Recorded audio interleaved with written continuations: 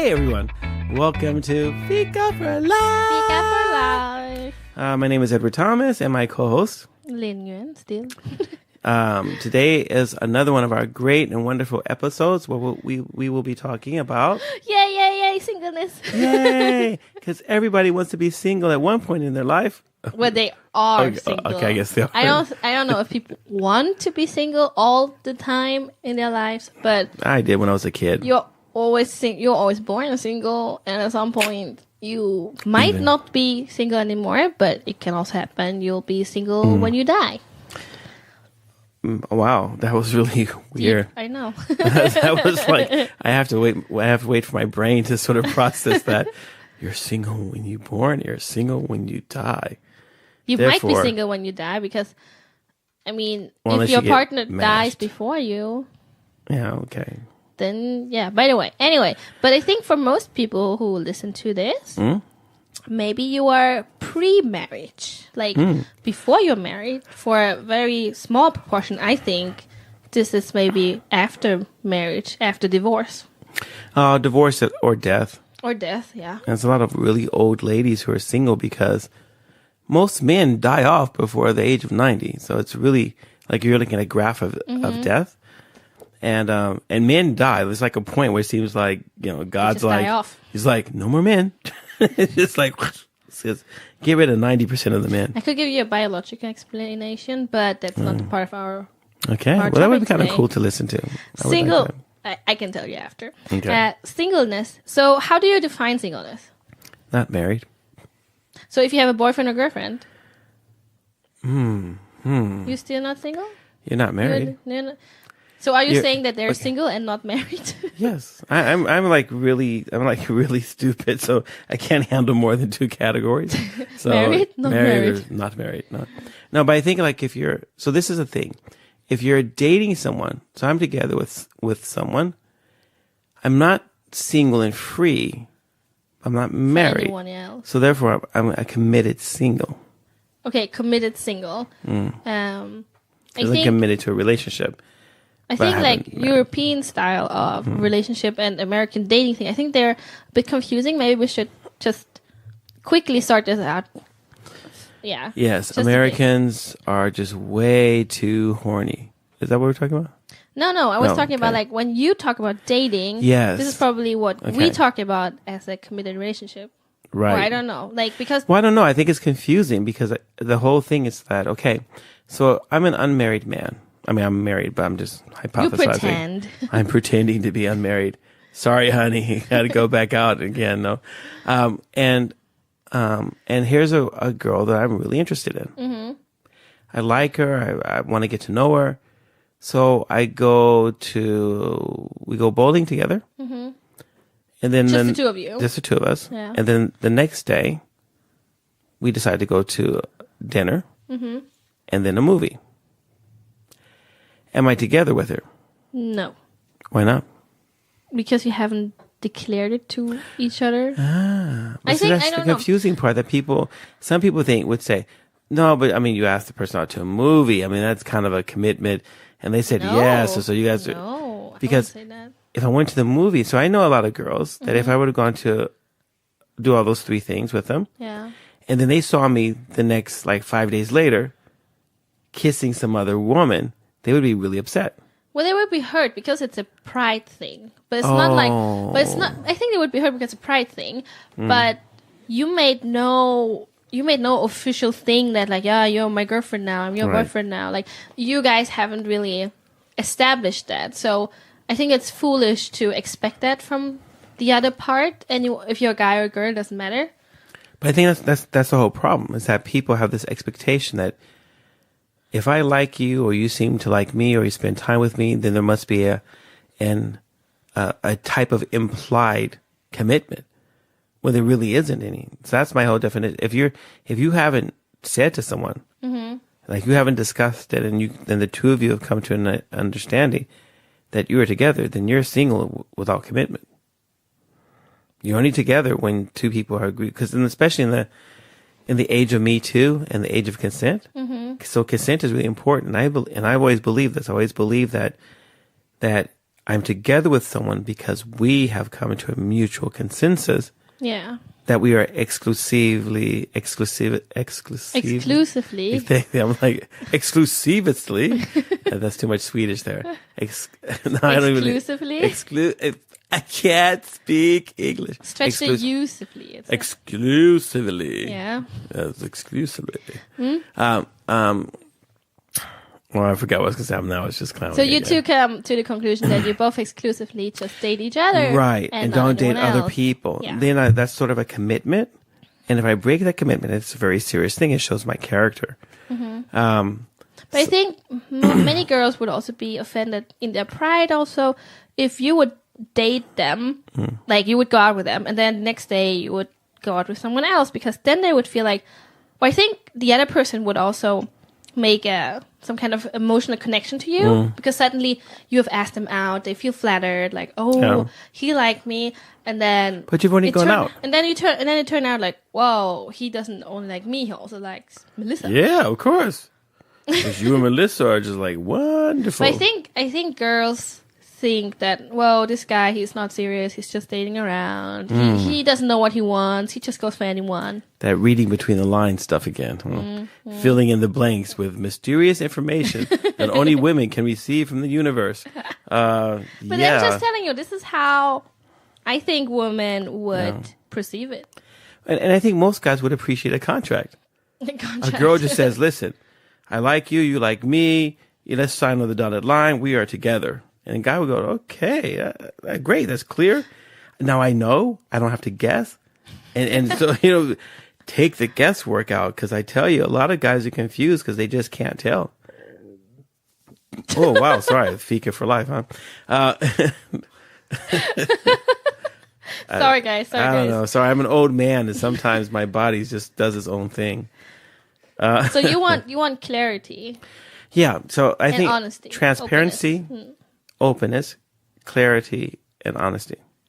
Those 4 things will always help us to not be confused about where we stand, not to be confused about what kind of relationship we do have, and therefore then it should clear up the expectations I have. But isn't that like boring? Isn't that killing the romance? No.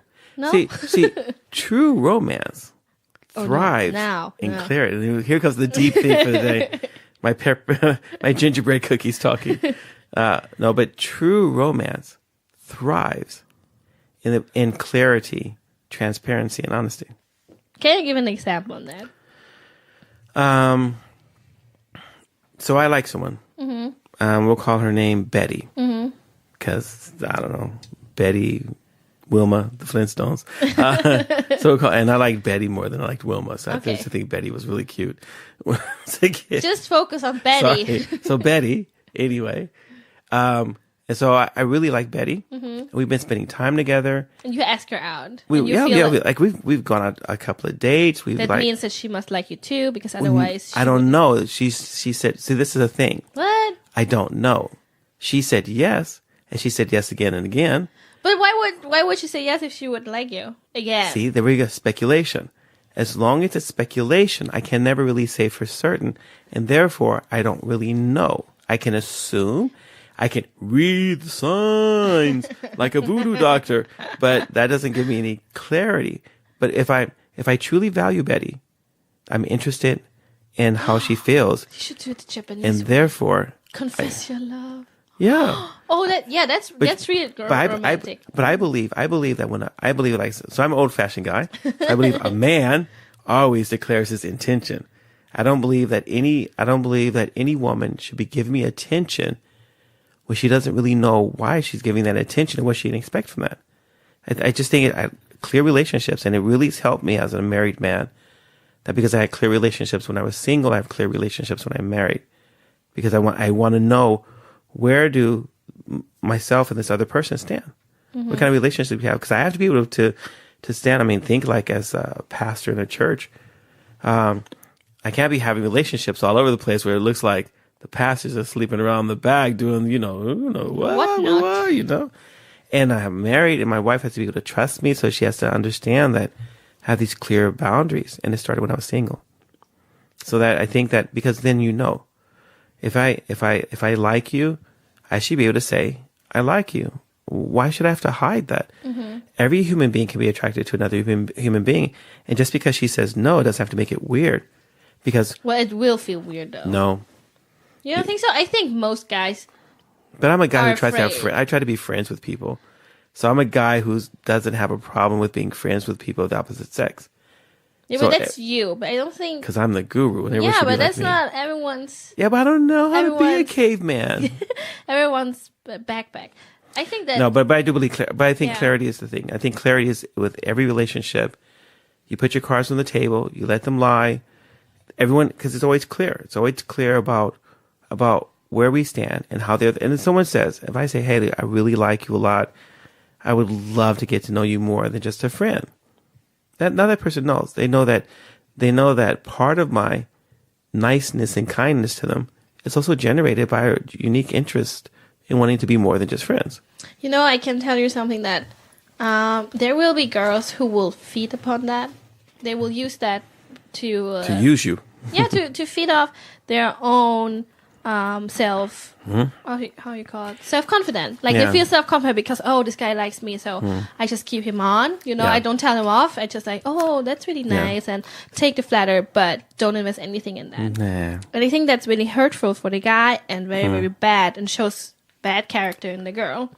It shows. Well, it does show that she never really loved the person because she doesn't value that person's feelings. No. But I mean, guys, I think who have gone through this are quite hurt. And get it trust issues? Right, it makes the guys chickeny. Yeah. So what happens is that ladies, don't do that. Men have really, really fragile egos. They get hurt really easily and often don't talk about it or show it. They don't go around to their guy friends, I guess I feel like my self-worth is all down to the ground. And all the guys go, we know how it is. Yeah, okay. And we hug and kiss and make each other feel good. No. Most of life as a man is an emotional desert of loneliness. I just don't have a lot of people to share it with. That's really sad. Yeah. It's one of the reasons that explains why so many suicides are young men or just men, because you don't have anyone to process these things with. You're carrying all this stuff with you, and if you don't know how to deal with it, it weighs you down and it makes you afraid. Like, so in order to protect myself, I can't take the risk.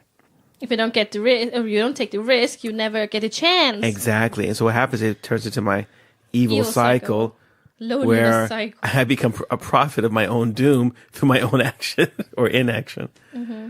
And so I think that people should not be afraid of rejection, because rejection it's not a quality factor.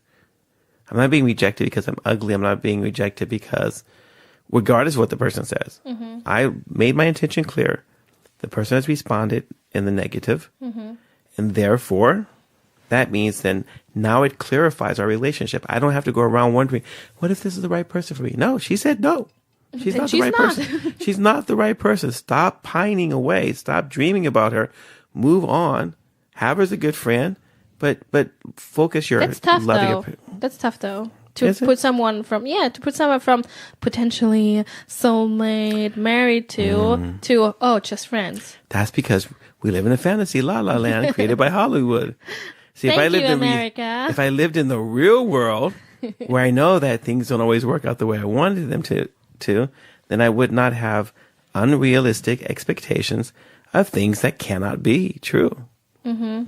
So my question was, how come I have so many friends in my cycle who approach 30 or past 30 and they're unwantedly single? How's that possible? Well, first, do they look good? No, but I think I'm like this. If you really wanted someone, you would have someone. Yeah, in a sense, like, because there's always anyone, right? Because there's always someone living and breathing who will just want to be with anyone or whatever, you know. So it's not really, it's not of the actual physical incapability of someone being able to be with someone. It's a certain person they're looking for that they haven't found.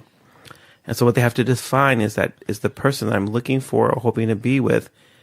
Is it a reasonable expectation, or is it an unreasonable? Is it a expectation that is based upon real knowledge of real life, or is it an expectation based upon, Beauty and the Beast?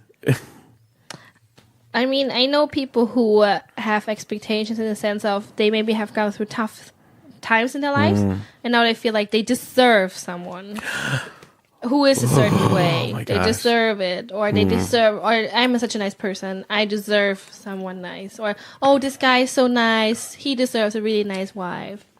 If you think that you deserve someone, you don't. Wait, what basically what you're saying is that you're the master and you're looking for a slave. You're looking for someone you think that I don't deserve anybody, because it's not a right, it's a privilege to be with someone. If it was my right, I could demand my right, and therefore my right should be met. In the court. I go to court. Excuse me. I want a wife now. That woman who said no to me, she's denying me my rights. The judge says, well, you're guilty, lady. You got to marry the guy, because whoever says it first, that's the person. So are you talking about that people who are unwantedly single should lower their expectations? No, they should define what their expectations are and then analyze the expectation. So some people have reasonable expectations, but they may not necessarily have the expectations in a reasonable place. Can you give an example? I know, I was just confusing again, huh? Okay, so I like Betty. And I like the kind of person that Betty is. Betty is attractive. She's a cave woman. I'm really attracted to cave women, so that's like a really big thing, She makes a great dino steak. Those things are things that when I'm looking at the kind of person who I have been created to be, and the kind of relationships I want to have, because basically my self-knowledge is what helps me to determine what kind of relationship I should have. So I have to know myself. I have to understand myself. I don't have to know everything. I have to understand myself well enough to understand what kind of relationship I should be in because of me, who I am, my quality, and stuff like that. As well as that self-awareness also tells me about what kind of environment I should want to try to live in. So Betty's a cave woman, and she lives in the cave city. So she lives in the urban place. But I really, really want to live out in the countryside. Okay. Then you ask Betty, do you want to move here on the countryside? Or, because Betty lives in the city. She already lives there. And I already know that about Betty. But if I went to the countryside and looked for someone in the countryside, I might find someone who wants to live in the countryside. You mean... It depends on what kind of fish you want. You have to fish in the right pond. There you go. Is that a good picture? That's a good picture. Very good picture. What if you can't get to that pond? Or you might think there is no such pond. Well, that's the whole thing. And so once I define what my expectation is, and then I've measured that expectation, I've tested it to see if it's an expectation based in reality, or if it's an expectation based in fantasy. If it's fantasy, we just throw it away. Because it doesn't help. It'll never happen. Yeah. It'll make me do strange things and lie and steal and cheat in order to get to the fantasy. But the fantasy can't satisfy me and can't bring me to a happy place in life. So if I've examined my expectation, and my expectation is real, now I have to determine, is the context of the expectation also real? What's the context of the expectation? So that would be the thing. Like if I want to live in the countryside, and it'd probably be. Okay, so I believe like this: it's easier to find someone who's already going in the direction or towards the destination that I want to go to, than it is to get someone to change their destination to match mine. Won't happen, because they might do it temporarily, but over time, they're naturally inclined to a certain destination. They will eventually course change and correct. Yeah. And they will end up trying to head towards, they will always try to head towards the place that they're supposed to be at, their destination, the environment where they thrive in. So that's just natural. We always would do that. And so you'll get into a relationship and you'll be there for like 10 years. And all of a sudden you're really unhappy and you're miserable and you can't figure it out. And what happens is as a person's looking at you like, we're growing apart because we're really looking for two different destinations. From the very beginning. Right. And now it's sort of, we've come so far in our journey that the divergency is. But isn't that also clear. like a big trouble and issue in especially Christian training, that people have so high expectations in the sense of, oh my gosh, I can't screw it up and I have Christian people. Yeah, but people who say like, oh, I need someone who has the same mission in life and who wants to go into the same direction. And I don't know. Yeah, that Christian thing makes dating and marrying and all that kind of stuff harder. No, but okay, so in the church, we don't talk a lot about dating. We don't talk about relationships. No, because it's supposed to not happen. People just get married. No, you go stand in the line at the front, the pastor lays his hands upon you, and all of a sudden the Holy Spirit says, I now pronounce upon you which lady or man you're supposed to be with. That's the one over there with the blue eye. And you see the blue eye and you go, oh! That'd be easier for some people. Well, I would just, there's the flame flying on their head. I was like, wow, your head's on fire. So is mine. Let's get together, So what happens is that churches and Christian organizations, because we don't talk openly and often enough about real relationships, is that we actually feed into the Hollywood thing. Also. Yeah. So two people go, so we're at church. You and I go to church together. Yeah. And now we see two single people sitting next to them. What do we normally say? We're like, oh my gosh, maybe they're dating. Exactly. So we put undue pressure. And society's already trying to force them. Because if they're single, there's something wrong. And therefore, now we get two single people together. Now they can be fixed. They can fix each other. Oh, hallelujah. Okay, whatever. And then what happens is that, so that's one little sick thing that I hope the church decides to banish and never do it again. The other thing is that people think that the Hollywood thing, that's a Christian version of it. And what it is that, so I go to church, I go to a Christian camp, the Christian bookstore. I just see a big cross hanging around somebody's neck on their car, a big fish, conference. Whatever. Yeah, something Christian-y. And what happens is they fish in that pond because then you have higher risk of higher chance. You have of getting a Christian? Yeah. But that's, yeah. No, but what happens is that they think that, so now it's not just the stars like Hollywood. So it's like, ooh, I saw stars and rockets. Now it's like in the voice of God.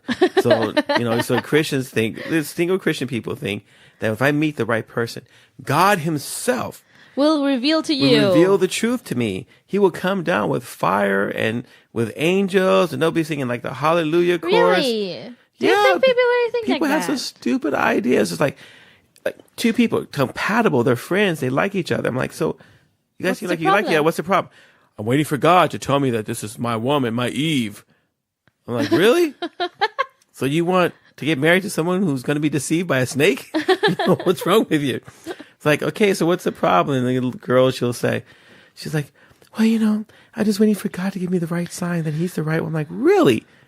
Where did we ever get this stupid idea that God is going to choose for you a decision that he actually left up to you to make? That's number one. And that it has to be like some kind of big emotional, spiritual, fireworks, Holy Spirit, Pentecost. Because people think that, well, if it's Hollywood. But in the sense of that, if marriage is so holy, shouldn't we give it that respect and admiration? Like, shouldn't we acknowledge that by the choice of, and the seriousness? Holiness means to be set apart for a purpose. Mm-hmm. And marriage it's a life set apart. It's marriage itself. It's the thing that's holy. Mm-hmm. It's a thing that sets. But not the dating. It's not the dating. It's not it's not the wedding ceremony. It is what the wedding ceremony indicates. There was a promise made before God, to treat, live, honor, and care for a person the whole life through. That's a really big thing. It's a big, such a big thing. And it should be hard to be married. You have to think about it. But, oh my gosh. But so many people Stupid do expectations. get married though. Yeah, a lot of people get married.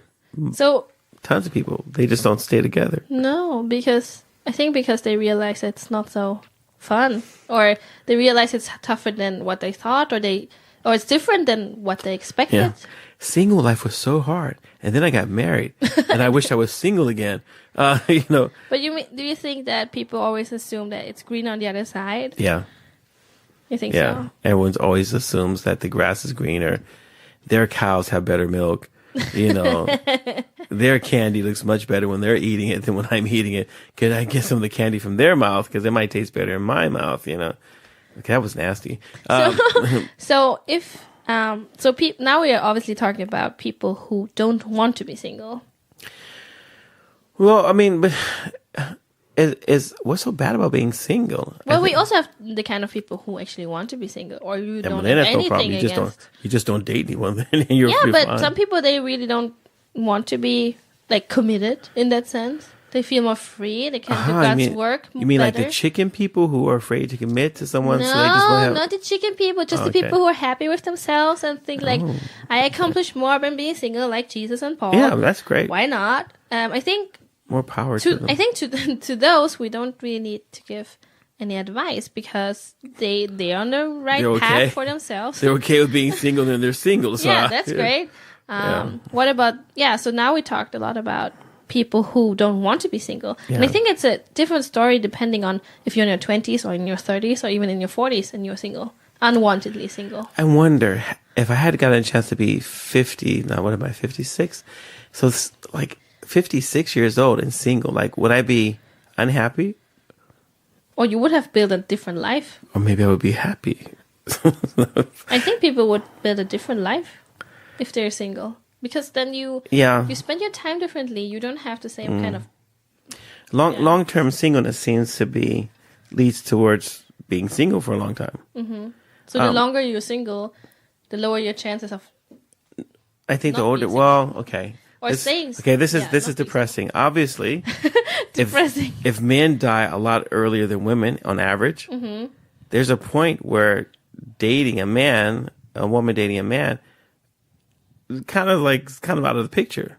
So if I'm 90, so now I've lived single until I'm 90, the chance of me finding someone becomes really like. But it's easier to find someone. It's so many more women. Yeah. It's so many more women than there are men. So it's like. But I think when you're elderly and you're single and you're dating, it's a whole different story, and the age difference a whole different. Right, because you don't have a lot of time left, so you just. No, more like it's totally acceptable for a 90-year-old to date someone who's 70 than for a 50-year-old to date someone who's 70. Don't you think? Sorry, Lynn. I was just thinking like, I'm 90 and someone's saying, you pedophile. Just because you're dating a 70-year-old? No. Yeah, it's like, aha, so you like that lamb chop? Yeah, I like my women 70. Man, I was thinking that. Yeah, I mean, it's true what you say. It's all the singles out there. So, if you're 30, don't date someone 20 years younger. No. To all the singles out there who I don't know or don't want to be single, I think you should use your time like the best to your abilities. Make yourself the best version of yourself. Don't sit at home and wait for some prince or princess to come around and snatch you up. And no, make yourself into the prince or princess. Yeah, I think like you should, like when you're single, find a new hobby. Like make yourself as interesting as possible in the sense of who wants to talk to someone who's like, no, I'm single for 10 years. I feel so depressed. Well, I wish I had someone. Who wants to date someone like that? You want to date someone? I would. No, you want to date... Because Eeyore is my favorite character. No, you don't want to be a fixer. Like, you want to date... Yeah, like, I think, from my view, I think I would like to date someone, if I weren't married, who has, like, interests, who has interests in her own life, who I feel I can lean upon. Not the person who I feel like I have to be there for you 24/7. Because otherwise you can't cope with being by yourself. Yeah, that's just a hanger. You don't want to be hanging around with people who are just hanging on to you. No, man, I think but I think it's true what you say. So don't sit around. Don't sit around. No, but this whole idea about investing in yourself. Yeah. If you don't know yourself and you're single, make that a priority. Yeah. Get to know yourself. Get to know who you are. Ask God. Ask your neighbors. Ask your family. Friends, yeah. Somebody. But start to get insight about who you are and why you make the decisions you make. And where is the fear driving you? Everyone's got fear somewhere, and our fears make us do and not do certain things. So I think that you get to know yourself, make yourself healthy. Just being single doesn't mean you have to have an unhealthy lifestyle. So, change your character. If you've got bad character, you're a liar, you're undependable. Independable or something like that. Change that. Become a dependable person. Become a friendly person. Become a person. And if you don't know how to manage money, use your single life not to increase your debt and get on TV, but learn how to learn from someone. So when you're single, there's a lot of people who've made the mistakes before. Learn from them so you don't make the same mistakes. And I think if you make these kind of changes, so I think there's always a presentable version of yourself. Yeah. There's a version of yourself who is friendly, and you don't have to be outgoing, but friendly. There's a version of yourself who is, who a person can talk to and get to know. There's a version of yourself that's easy to be around and approachable. And if you work on being that version of yourself, then you make it easier for other people to get to know you. And as they get to know you, they might decide they want to be with you. If you're hard to approach, people don't approach you. If you don't seem like you're interested in other people, they probably won't talk to you because people And like if you're to talk not about trustworthy, no one will ever tell you anything. If you're a liar, stop lying, because that usually kills relationships. No, but I think that people who are single, if you don't want to be single, do something about it. So, for everyone who's single out there, now we've just been talking a lot, just generally. If you have some questions or you have some things you're like, oh, but you didn't take up this. Yeah. Or in my life, it's like this. Please write to us. And we can do a Q&A, like a whole episode of Q&A. But then we need Qs so we can give you the A's. Yes, right. Because we will give you the A if you give us the Q. So if you have questions, if you have anything to tell us, if you have like I don't know, any question about this. Yeah. Just tell us what your single life is like. Yeah. If you enjoy being single, let us know. And if you would really like to see the single life end, why don't you just write to us and tell us, and let's see if we can put our heads together and maybe give you a couple of pointers that put you in the right direction, starting of something new and transformative in your life. Mm-hmm. Make sense? Yes. Okay. Thank you guys for listening. Yes. Remember that if you really like this podcast, make sure you put a lot of likes. And make sure that you share. Share. Yes, share. And we don't mean the singer. Okay. Precis. And tell other people about Fika for Life. So we're just going to say goodbye. And we were waiting patiently or expectantly. I can't speak today. Expectantly. Yes. For your letter about single life or Fika or anything else that you have on your mind. Yes. Take care. Be blessed. Bye. Bye.